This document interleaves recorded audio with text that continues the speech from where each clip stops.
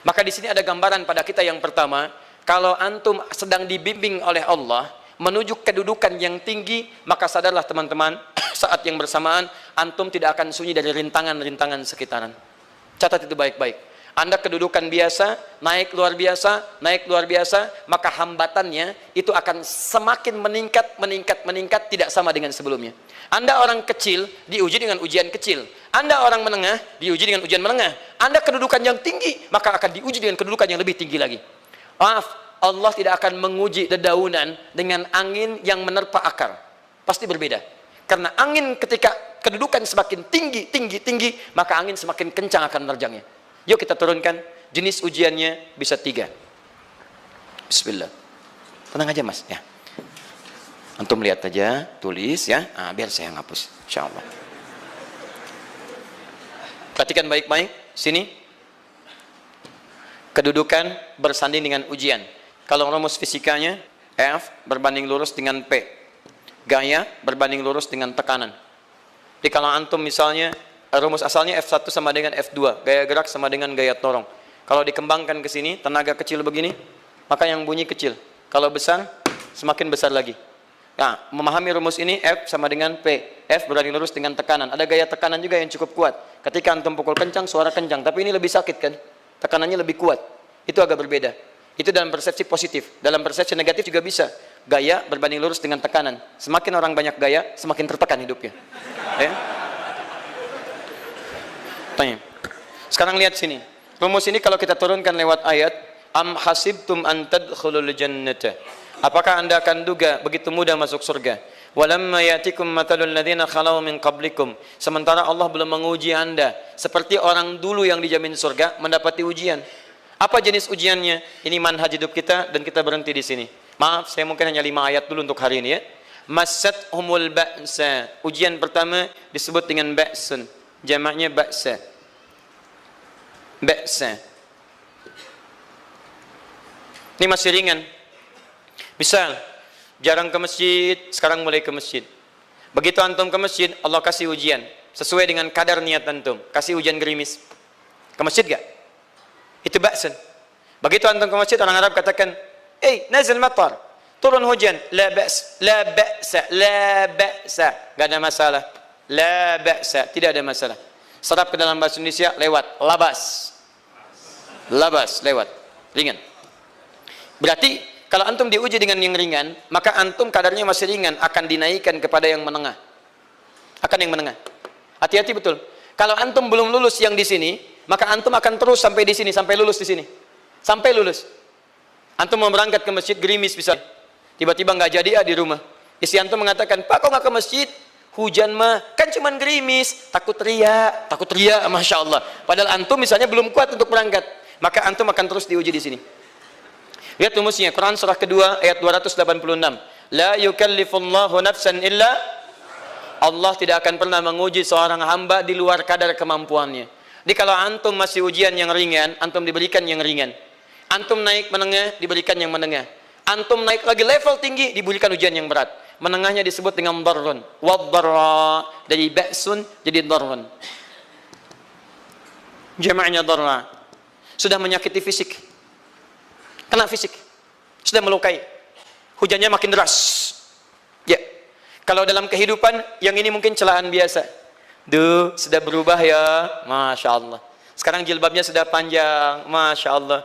Duh, semakin panjang ya. Nyaingin Batman ya. Masya Allah. Udah banyak. Begitu sudah mulai pakai cadar, ninja. Oh, Masya Allah. Darra, sudah nggak enak ke fisik. Darrun. Darrun. Lihat rumusnya ya. Lihat rumusnya baik-baik. Ini lebih menenangkan pada jiwa. Ketika Anda dalam level-level seperti ini artinya Allah sedang menaikkan iman Anda dalam level yang lebih tinggi lagi. Jadi ketika ada celaan menghunjam dalam lisan seseorang, sudah mulai menyakiti, itu sebetulnya pengakuan dari Allah lewat lisan orang itu, bahwa Anda sedang diangkat keimanan pada tingkat yang lebih tinggi. Ada yang mengatakan, kamu kenapa sih pakai jilbab begitu? Yang biasa aja kali. Mah, yang iman biasa sudah banyak. Saya ingin menampilkan keimanan yang luar biasa. Supaya dengan iman itu saya lebih mendoakan mama. Saya menampakkan amalan-amalan, mudah-mudahan pahalanya bisa buat mama. Masuk dengan bahasa yang baik. Masya Allah. Jadi kalau antum bisa melawan hal-hal demikian dengan bahasa yang indah, itu nyaman kepada jiwa. Kadang-kadang ada kalimat-kalimat yang tidak perlu pakai dalil, teman-teman sekalian. Kembalikan ke sini. Terakhir, wazulzilu zilzal. Zulzilu zilzal. Gempa, goyang. Dia ada ujian yang bisa menggoyangkan diri kita, membuat gempa hati kita. Antum sudah nggak kuat, kadang-kadang jalan sempoyongan, padahal nggak ada gempa di luar, cuman hati kita kayak kena goncangan. Diserang sana, serang sini, nggak bisa tidur, nggak bisa makan, tawarin ini susah, itu susah. Wazulzilu. Bahkan hatta yaqula Rasulullah walladzina amanu ma'ahu mata nasrullah. Sampai-sampai Rasul SAW, bahkan orang-orang beriman, bahkan yang setelahnya bisa mengatakan, kapan ini berakhir? Akan tiba masa Anda mengalami satu situasi sampai Anda mengatakan, kapan berakhirnya yang seperti ini? Serang, serang, serang. Perhatikan, jika Anda berada pada level ini, saya ucapkan selamat kepada Anda. Karena Anda akan diangkat pada kedudukan yang tertinggi di antara sekian ujian yang ada. Zuzan. Artinya Allah akan naikkan Anda pada derajat yang tinggi. Karena hukum ujian tadi, la yukallifullahu nafsan illa wus'aha. Allah nggak akan menguji seorang hamba di luar batas kemampuannya. Jadi kalau Anda sudah dipandang oleh Allah siap menerima yang ini, maka Anda akan diberikan zilzal. Kalau Anda nggak mampu, Anda hanya akan diberikan darra atau ba'sun. Dimohon maaf, kalau di antara jamaah yang hadir saat ini, Anda merasa sedang punya masalah yang berat, membuat hati Anda goyah, saya ucapkan pada Anda, dari sekian hamba Allah yang ada di muka bumi, cuman Anda yang diberikan itu. Artinya Allah akan mengangkat derajat Anda. Ayo bahagia. Dan yakinlah, bukan orang lain yang dititipkan, Anda yang diberikan. Allah percaya pada Anda, kenapa Anda tidak yakin? Bukan orang lain. Jadi mustahil Allah memberikan ujian berat kalau Anda nggak sanggup. Karena cuma Anda yang sanggup, Anda yang dikasih. Makanya jangan mengeluh. Jangan katakan, ya Allah, kenapa saya, ya Allah? Why me? Kata Allah, why not? Kamu yang bisa.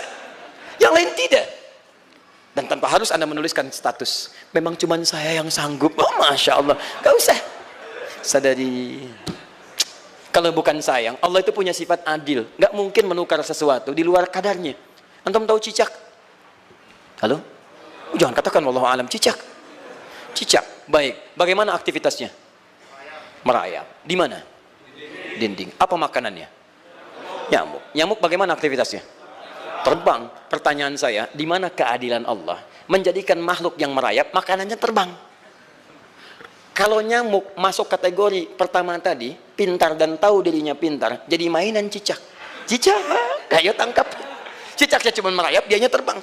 Beruntungnya nggak ada nyamuk yang jenius.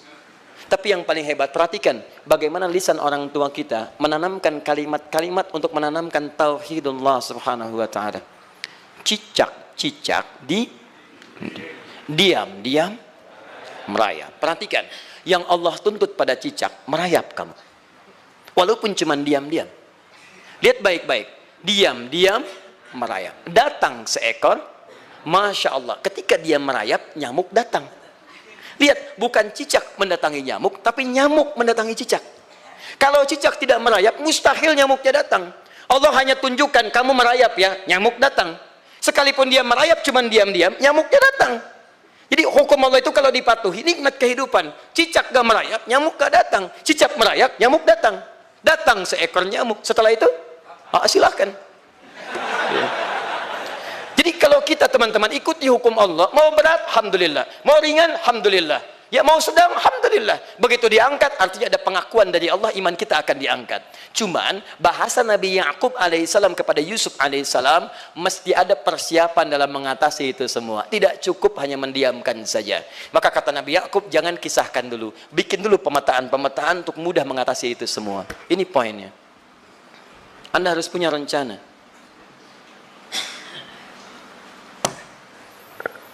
Maka Nabi Ya'qub menyiapkan, bekali dulu ini, siapkan itu. Kalau ambil ke aspek teori untuk kita sekarang, tafsir dari ini untuk menyelesaikan solusi di Quran surah kedua ayat 214 tadi, maka jawabannya ada di Quran surah ketiga ayat 142, paling kiri sebelah atas. Ini kanan sebelah bawah, ini kiri sebelah atas. Dan awal ayatnya dibuka dengan kalimat yang sama. Perhatikan, Al-Baqarah ayat 214 kalimatnya menggunakan am hasibtum an tadkhulul jannah. Ali Imran 142 am hasibtum an tadkhulul jannah. Yang Al-Baqarah itu ujiannya, walamma ya'tikum mathalul ladzina khalau min qablikum massathumul ba'sa wad-dharra waz-zulzilu. Yang Ali Imran itu solusinya. Am hasibtum an tadkhulul jannata walamma ya'lamillahu alladhina jahadu minkum wa ya'lamas sabirin. Saya tutup sampai sini dulu. Teman-teman perhatikan, walamma, sedangkan Allah ya'lamillahu alladhina jahadu minkum, belum melihat kesungguhan Anda untuk mengatasi berbagai persoalan kehidupan itu. Kalimat jahadu, akar katanya dari kata al-juhdu. Serius, sungguh-sungguh. Jadi kalau persoalan Anda ingin segera selesai, Anda mesti serius. Hei yang sedang kuliah, kalau mau cepat selesai kuliahnya, serius belajarnya. Pahami dengan baik. Kalau Anda nggak pernah serius, bagaimana bisa menyelesaikan pelajaran dengan baik? Hei yang sedang berumah tangga, kalau ingin baik rumah tangganya, serius dalam berumah tangga. Keluarkan hukum-hukum Allah, terapkan dalam kehidupan rumah tangga. Anda akan mendapatkan manfaatnya. Hei yang sedang berbisnis, serius dengan pekerjaan. Karena hanya orang serius yang bisa menghasilkan kekayaan-kekayaan yang terbaik. Serius dalam ibadah, karena ibadah melahirkan keberkahan dengan kekayaan yang Anda dapatkan dari titipan Allah Subhanahu wa taala. Ayo serius. Al-juhdu dibagi 3 bagian. 1, serius dalam merencanakan, disebut ijtihad namanya. Bikin rencana. Misal, maaf, tadi dalam keluarga, kalau diambil kedudukan Yusuf alaihissalam, antum tempatkan itu pada porsi pertama sebagai target. Misal, Yusuf diberikan kedudukan oleh Allah. Bagaimana anak saya punya kedudukan walaupun tidak sama dengan Yusuf alaihissalam? Cari, rencanakan, buat pemetaan. Di masa depan anak saya mesti punya kedudukan. Apa? Kalau dalam kedokteran, kedudukan dokter yang terbaik. Kalau dalam bisnis, pengusaha yang terbaik. Misal, kalau dalam pemerintahan, jangan tanggung-tanggung, jadi presiden, jadi itu. Anda turunkan kemudian pendidikannya dari situ. Ijtihad direncanakan. Masuknya lewat sini, lewat sini, lewat sini, lewat sini. Seperti kemudian, maaf, Hannah dengan Imran rahimahumullah merencanakan hasil yang terbaik untuk Maryam, bahkan sejak dalam kandungan. Quran surah ketiga Ali Imran dari ayat 35 sampai 37. Paling kiri pertengahan sampai bawah. Idz qalat imra'atu Imran, Rabbi inni nazartu, bahkan nazar. Nazartu ma fi batni muharrara, saya bernazar anak saya yang lahir ini akan punya kedudukan dekat dengan Allah Subhanahu wa taala. Di sejak bayi direncanakan. Mau jadi apa?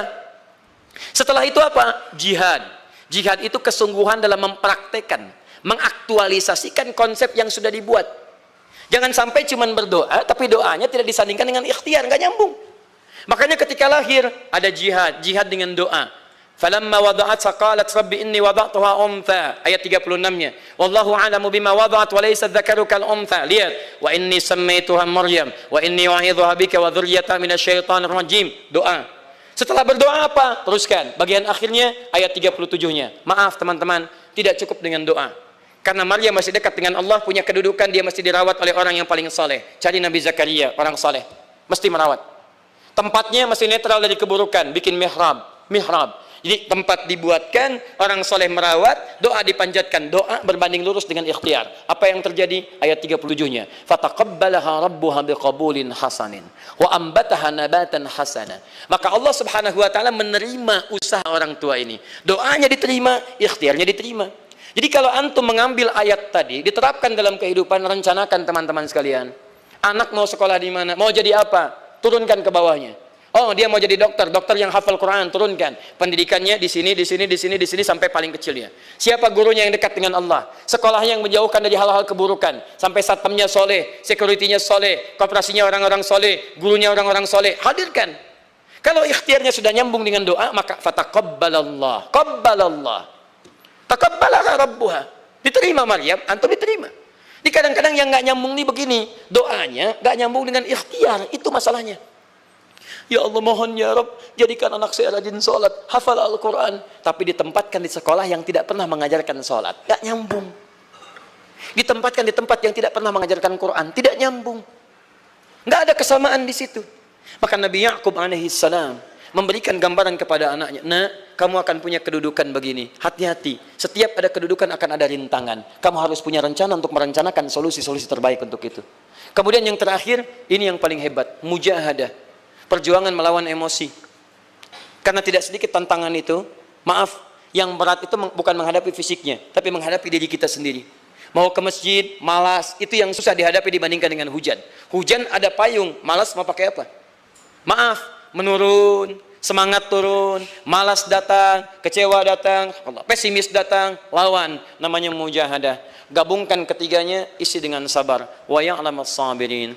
Manhaj itulah yang diberikan kepada Yusuf, sehingga Yusuf nanti mengalami tahapan-tahapan kehidupan sampai dengan beliau mencapai puncak tertinggi, disebut kemudian menjadi Al-Aziz, dan disitulah kemudian terbukti mimpinya setelah 40 tahun atau 80 tahun disebutkan dalam satu riwayat, maka terbuktilah mimpi ini punya kedudukan, bapak ibunya beserta saudara-saudaranya sujud di hadapan Yusuf alaihissalam. Teman-teman, ini baru 5% dari pengajaran yang ada di surah Yusuf. Masih banyak hal yang lainnya. Bagaimana ketika mohon maaf bertemu dengan saudaranya. Saya kasih bocoran sedikit. 10 orang rapat di satu tempat untuk mencelakai Yusuf. Setelah mereka menyimpulkan bapaknya itu lebih perhatian kepada Yusuf. La Yusufu ahabbu ilaina. Yusuf itu lebih dicintai dibandingkan kita pada diri bapak kita. Bapak kita salah nih. Bapak kita salah. Masya Allah. Bapak kita sesat nih. Ya, inna abana lafi dhalalim mubin. Bapak kita sesat banget nih. Salah bapak nih. Ya harusnya kita yang dicintai, kita lebih kuat. Wa nahnu usbah, kita lebih hebat dibanding dia. Rapat teman-teman. Yang hebat begini, 10 orang rapat. Diajukan usulan untuk membunuh Yusuf. Saya mau tanya pada antum, kalau 10 orang rapat, 9 mengusulkan A, 1 mengusulkan B. Kira-kira yang diterima secara quorum 9 atau 1? 9. Ini bisa tertukar. Tertukar. Pembunuhan diusulkan, 9 orang condong. 1 orang mengusulkan, la taqtulu Yusuf, jangan bunuh Yusuf. Alqihi fi ghayabatil jubbi, yaltaqithu ba'd as-sayyarah. Cukup lemparkan dia ke tempat gelap. Kemudian di tempat itu akan lewat para kafilah, dia diambil dan menjauh dari kita. Yang penting kan Yusufnya nggak ada, supaya dosa kita nggak berat-berat amat. Yusufnya ambil, itu kan tujuan kita. Lihat baik-baik. Biasanya setan kalau sedang melakukan sesuatu itu nggak akan nanggung. Nodong bisa pembunuhan. Lempar bisa perampokan. Tapi ini yang aneh, kenapa 9 orang yang untuk membunuh itu tiba-tiba belok menyepakati rencana yang pertama? Yang 1 orang. 9 orang, 10 orang rapat, 9 punya A. Tiba-tiba yang 9 berpindah kepada yang B yang cuma 1 orang. Kenapa bisa terjadi? Ada rahasia di situ. Kapan rahasianya? Kapan-kapan kita bahas.